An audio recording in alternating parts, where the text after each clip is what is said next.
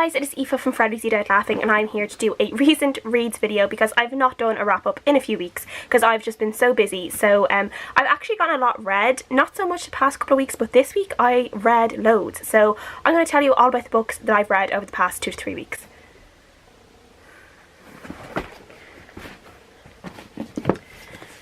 So from the last time I did a wrap up, the next book I read was Homegoing by Yaa Gyasi. This is a book that is kind of like a generational story, and it starts out with two sisters, or two half-sisters, in Ghana in Africa, and one sister ends up marrying a British officer and the other sister is sold into slavery and eventually is brought to America where she is a slave on a plantation. And from there we follow a child from each generation following them. I really enjoyed this. I really enjoyed the way it was told, and even though each chapter was quite short and we only got kind of like a snippet of each person's life, I did find myself really kind of connecting to each character, and yeah, I just thought it was a really beautiful story, and it told kind of this story of sometimes just like how your luck can happen and how sometimes the way your life ends up can sometimes, like, it's not even really your choice. It's like something that happened like years and years and years before you were born sometimes. But yes, I really did enjoy this. I gave it a 4 out of 5 stars. I think it was just a really lovely book, and yeah, it was a good read. The next book I read was His Cocky Valet by McCade. This is an ebook that I bought on Amazon, and I think I bought it after Helen from Capricious Helen had talked about it in one of her wrap-ups, and I just was too intrigued by this book and the story behind this book to not read it.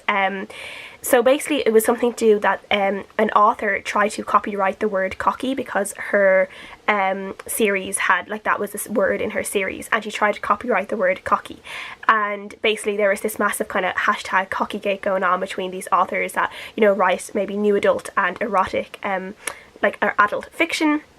And then this book was kind of born really quickly through that. So this is about a man called Ash Harrington who is kind of suddenly has to control his father's estate when his father suddenly gets very sick, and he's suddenly like at the head of this company. He doesn't know what to do. He's kind of lived his life as a bit of a playboy before that, and he ends up hiring this older man to be his valet, and this valet kind of ends up coming in and taking control of Ash in a good way. He kind of helps him out and just basically sorts him out and like helps him to grow up a little bit, but there's like this big chemistry between them, and it's kind of how the valet kind of looks after him in other ways as well eventually. So this is just like a fun kind of raunchy sexy book. Like, there's a lot of sex in it, there's a lot of just raunchy erotic moments in it, and if you're just looking for something kind of quick and fun and something that you don't have to take too seriously either, I think this is a really good one to read. I just thought for something that was obviously written very quickly, I thought it was written very well, and yeah, I just really enjoyed it. I don't know if I'd go on and read the second book because I think there will eventually be a second book, but I did really enjoy this one. I really enjoyed the author's note as well, because there's obviously this thing about the father being sick in this, and the author had experience of his father being sick and saying goodbye to his father and not being able to say kind of think final goodbyes, and he had this really nice note in it about why he chose to do certain things in this book, and how, like, why he chose the direction of the story, and it was kind of related back to his own experience, and I just thought that was a really nice one as well. And I just loved all the shade and saltiness in this book as well, and in the author's note about the whole cockygate thing as well, because, you know, I just live for all that tea and all that shade. So yeah, that was really good. The next book I read then was Am I Normal Yet by Bourne. I buddy read this with Kirsty over at Kirsty's Reviews, and we both really enjoyed this book. This is the first book in Bourne's Spinster Club series, and if anyone has been around BookTube for any number of times, you probably know this book. This series, I should say, or this trilogy, is been around quite a while. Bourne is quite a popular YA author, YA contemporary author, and I have read her adult book, but I have not read any of her teenage books yet, so I was really happy to finally be able to pick this one up, and I really enjoyed this one. This is about Evie, who suffers from an anxiety disorder and OCD, and is still kind of recovering from a time in hospital, and she is in college, and she suddenly kind of has these new friends, and she has all these kind of crushes, and she's going on dates, and she might have, like, you know, a potential first boyfriend, and she's kind of going through all these firsts, and she's kind of also struggling with maybe telling the truth. Should she tell the truth about her illness to her friends, or would she just only be treated differently? And as we see kind of her struggling with all this and struggling with all these kind of just like real life things that everyone has to go through, her anxiety is just kind of getting a little bit worse, and we're kind of seeing her trying to struggle and balance everything at the same time. I really enjoyed this one. It was really quick and fast. The same word. It was really quick to read. It was just really enjoyable. And it was quite comedic at times as well, because obviously what Evie is going through is very serious, but because there is this comedic kind of bits to the book as well. It's not too serious and it doesn't get you down too much, though I will say that as her kind of illness kind of starts to unravel a little bit more, and as her anxiety gets worse and her bad thoughts get worse, it is hard to read sometimes, just because we obviously, you know, as a reader you do care a lot for Evie and you hate seeing her go through that. I really loved her sister in this. Her sister was great and a really good support to her in this. Her parents I didn't really like that much. I didn't find them as supportive as they should have been, or like, they were supportive but in all the wrong ways, but I guess in the ways that parents sometimes feel that they are being supportive when they're really not being supportive. I loved the friendships in this. I thought the friendships were just probably some of the best examples of female friendship I've seen in quite a while in a book. Yeah, if anyone was to ask me like female friendships, like what books they should read for that, I would point them to this one, because I just loved the Spinster Club and I loved the female friendships. So I gave this a 4 out of 5 stars in the end, and I really enjoyed it. The next book I read was Amy and Roger's Epic Detour by Morgan Matson, and this was just a random one I decided to pick up on my Kindle because I had it on my Kindle for a while, and it's one of the few Morgan Matson books I've yet to read. I really enjoyed this one. This is about Amy, whose family have had a really bad tragedy and they are moving across the country, and Amy has kind of been left on her own for a couple of weeks in the house, and she suddenly has to, she's not driving herself, and her mum tells her this boy, this kind of family, the son of a family friend, is going to come and drive the car and drive across country with her, because he needs to get across country as well. So she's kind of like driving across the country with this stranger, but they obviously soon become really good friends, and they kind of decide to take this tea tour and they kind of start seeing all these different places. I just thought this was a really good road trip book. I really enjoyed the different things they saw and the different things they did. The only thing I didn't really like the chemistry between Amy and Roger. Like, obviously the whole book is geared up that eventually things will become romantic between them. I didn't really like that. I actually thought they had zero chemistry, and I just like didn't see them together at all, which is funny because normally in Morgan Matson books I really love the pairings, the romantic pairings, but for this one I just didn't. I actually would have preferred it if they had just stayed friends. Also, Amy's mom is probably the worst book mom ever. Like, she is just horrible. Like, some of the things she does, she literally, like, first of all, she left her daughter alone for like 2 weeks. I think she's on like 16 or 17. Left her alone for 2 to 3 weeks after something really, really terrible has happened in the family. Leaves her alone in the house, completely on her own. And then, like, she has to go across country. And then when something happens that her mom is angry about, her mom, like, cuts off, like, the credit cards that Amy is using. Like, literally leaves her in the middle of, like, America, on a road, like, in a car with a stranger that she doesn't really know, with no money. And I'm like, do you want your child to just, like, die on the side of the road? Like, I just thought that was really stupid, and I really didn't like that. But yeah, overall I did really enjoy this. I gave it a 3.5 out of 5 stars. Next book I read was a reread, and it's the 3rd time I've reread this since December, and it was The Cruel Prince by Holly Black. This is actually the first time I've read my actual physical copy of this, because the first one I read was my Kindle copy, then I read the audiobook, and now I've actually finally read my paperback. I enjoy this as always. I just really love this. I just was in the mood to read this because I've been loving the Incorrect Cruel Prince Twitter account so much, so I had to reread this again, and I gave it a 5 stars again because I'm just trash for this book. I love it so much. Then the next book I finished was I'll Be Gone in the Dark by Michelle McNamara. This is the true crime book about the Golden State Killer, written by Michelle McNamara, who actually, she died before she was able to finish this. So this was completed by her husband Patton Oswalt and a couple of Michelle McNamara's friends who are also really big into true crime. This is just about this guy that was dubbed the Golden State Killer. He raped a load of women. He also attacked a bunch of couples, and he killed a lot of people as well in California, mostly in the 70s. And it's just about like what he did, the people he targeted, how he kind of escaped every time. And yeah, and what's really interesting is this guy was actually caught a few months ago. So yeah, I don't read a lot of true crime, you guys know that, but even considering that I did quite enjoy this book, it was not the best book I've ever read. It's not the best non-fiction book I've ever read, but I did enjoy it for what it was, which is kind of a creepy tale about this man who at the time of writing was still out there and, you know, was still very capable of hurting a lot of people, and that was really, really scary. And the fact that someone actually did all those really, really terrible things and he got away with it for so long is terrifying. I think the structure of this wasn't as good as it could have been, but obviously Michelle McNamara wasn't around to be able to structure it properly, so that's just one of those things.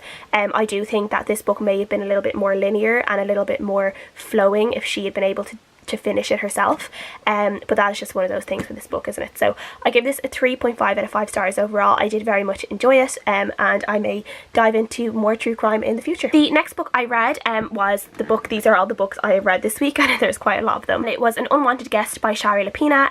This is a murder mystery about these group of people who all go to this inn for this like weekend, and they end up kind of getting stuck in because there's like a snowstorm, like the power cuts out, and then the first body shows up, and from there more people die. There's literally only these people and like a couple of employees of the inn that are like around, so it has to be one of them that is killing people, and this is just like, this is a real kind of nod to, I think, older, like, you know, real like vintage murder mysteries. Like, I've not read Agatha Christie, but I know this book is very much like a nod to Agatha Christie book. Like, there's just something like real like old school about this, and I really enjoyed it. But there's all the kind of tie-ins of like modern life, like, you know, like Wi-Fi and phones and stuff like that. I did really enjoy this, and I did definitely like I was casting around for a while before I decided on who I thought was the real killer, and eventually I was right, but I didn't get to that until like late enough into the book, and I had already kind of thought it might be a few people, and then read on and realised it couldn't have been them. So yeah, I did really enjoy this. It definitely kept me on my toes. There were some bits at the end where I feel like things were kind of like made to be a big deal in the book, and then they weren't, and I kind of thought that there would be some things more tied up at the end, but things like weren't, so that was a bit disappointing for me. But I gave this a 4 out of 5 stars altogether. Really enjoyed this. For anyone who's looking for a really good thriller to read, I would 100% recommend this. This is one you could read in one sitting or in one evening, just like, you know, with a really good cup of tea and or like a glass of wine and a blanket. Like, this is brilliant. This is really good.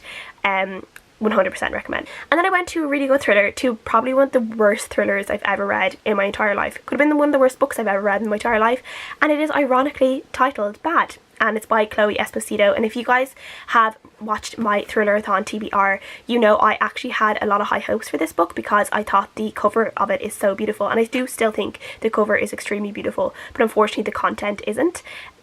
This is about a girl called Alvi who is in Italy, and she has, like, there's like a book before this that like a bunch of explain, but she basically has all this money, is on the run with this really hot guy, then he leaves her in a hotel on her own, steals her money, steals her Lamborghini, and now she is like on like a revenge trip to try and get all her money back and to get her revenge on this guy, even though he's also the best sex she's ever had or something like that.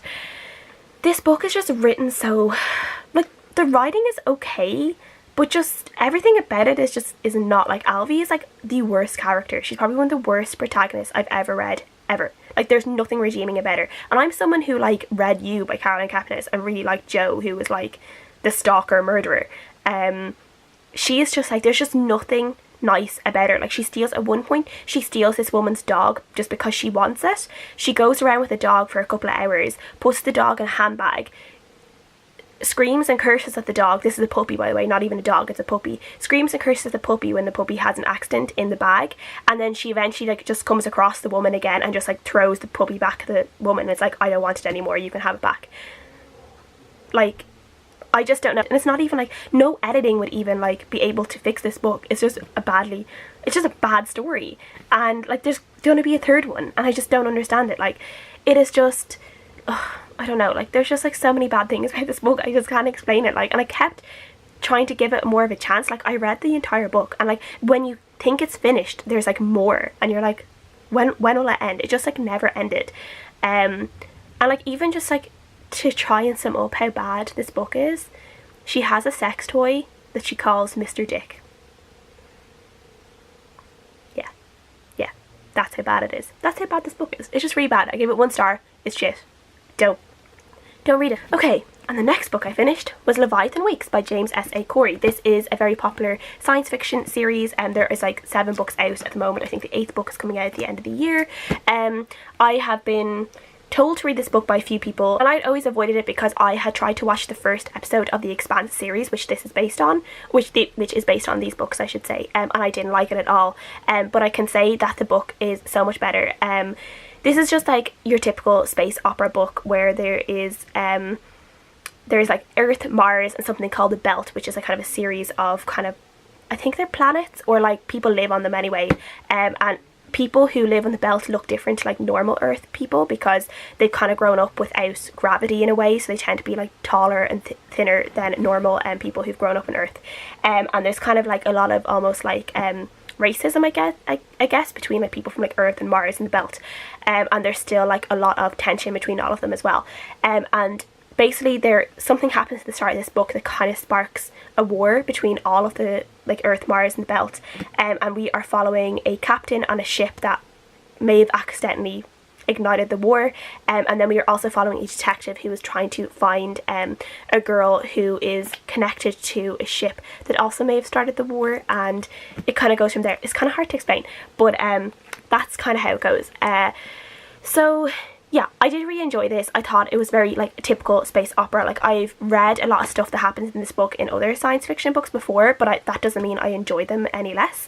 I would have liked more female characters in this book. I feel like a lot of the characters are male, and one of the only strong female characters was Naomi, who is she's kind of like second captain, I guess. She's called like an XO, so she is like second in command to the captain, and she's kind of almost used as like both as a love interest, but she's only a love interest because suddenly there's no other women around, and suddenly he decides that he's in love with her, and like, you know, because she's the only female there. And then also kind of like she's not like the dog's body, but it's like he kind of just asks her to do everything and she does it, and it could kind of get a little bit annoying at times, and it was almost felt like she wasn't as appreciated as she should be. So yeah, I would have liked more stronger female, like she was a strong female character, but I wish there was just more of them, and there wasn't as many like male characters. Like, some of those characters could probably have been women. So yeah, I did really enjoy this. I gave it a 4 to 5 stars. I will definitely be continuing on. I already have the second book reserved from the library, so this is the one I'll probably be reading over the next few months. You will see pop up a lot. After that, I actually finished an audiobook I've been reading for the last month. That was Fight Like a Girl by Clementine Ford. This is a non-fiction book, just like a feminist memoir, I guess, that Clementine Ford wrote. She is a journalist and a feminist. She writes a lot on Facebook and stuff, and she's very interesting. A lot of the views in this are very interesting in terms of just like being a feminist, kind of the abuse you can get for being a feminist, growing up as a girl, body image as like, you know, a teenage girl. She does kind of, I wouldn't say she's like 100% an intersectional feminist, but she definitely is on her way to that, and she does definitely mention like, you know, black women and trans women and Aboriginal women. Like, Clementine Ford is Australian, so for her, a lot of like in terms of race, it would be obviously be Aboriginal coming from Australia, and how they are treated even in comparison to white women. So yeah, it was quite interesting. She narrated the audiobook herself, and I will say that her voice kind of started to grate on me after a while, and I don't know if it was because of the accent, because the accent is so foreign to my ears, and that maybe after a while it just got a little bit grating for me. Also, she uses the C word a lot, mostly because she's reading out like comments that have been left to her, which are just horrible. Like, the abuse she gets from men online is disgusting, but the C word is used quite a lot in this book, and I just really don't like that word. I never use it myself. I find it very hard to use, and I just don't like hearing it. So yeah, that kind of just annoyed me as well. Not that it didn't annoy me, because like, she's every right to let people know the type of abuse she's getting, but yeah, after a while I was like, okay, you don't have to like say so many of them. So yeah, I gave it a 3 out of 5 stars. I did enjoy it, and I do recommend it for people who want to read or to listen to a feminist non-fiction, but do be warned that there is a lot of cursing and a lot of the C word in it. The next book I read was another thriller. It was The Hunting Party by Lucy Foley. This is actually a little bit similar to An Unwanted Guest in that this is about a group of friends who go to this like big massive like manor estate thing for New Year's Eve. They are all kind of old college friends, and they're all very well off, and all we know at the start of this book that someone is dead, but we don't know who it is, and then we're going back a couple of days, and from the time they arrive at the manor, and we're kind of seeing the dynamic in the group and how they're actually a bunch of dickheads who actually don't really like each other that much, but they're kind of out of like obligation, they think that they have to hang around with each other still because they're like old college friends. So it was interesting to read and to try and like gradually figure out all their different secrets, and you know, you're kind of figuring out yourself who could be the person who is dead, who could be the person who killed that person, and there's like so many different people who could actually be dead, and there's so many different reasons why they all could be killed by different people. So that was really interesting. I did really like that. Then there was also the people who worked in the estate, and they had their own secrets, so you didn't know if they could be in on it either. Yeah, so I did really enjoy this. I gave it a 3.5 out of 5 stars as well. The ending was a little bit quick, I think, and I feel like there's probably bits in the middle that could have been cut a little bit. Like felt like there's a lot of writing at times, but like maybe not a lot was actually being said, if you get what I mean. So yeah, I did feel like that, but overall I did like it a lot. I read it very quickly within 2 days, and I gave it a 3.5 out of 5 stars. And then the last book I finished this morning, it was The Butcher of Anderson Station by James S.A. Corey. This is just a novella linked in with the Expanse series. This is technically takes place before Leviathan Wake, so it's like 0.5 in the series, and it is about a character, kind of like a minor character in the Leviathan Wakes, and this was okay. I gave this 3 out of 5 stars. I don't think it really added a whole lot, but sometimes novellas are like that, aren't they? So that is everything I've read.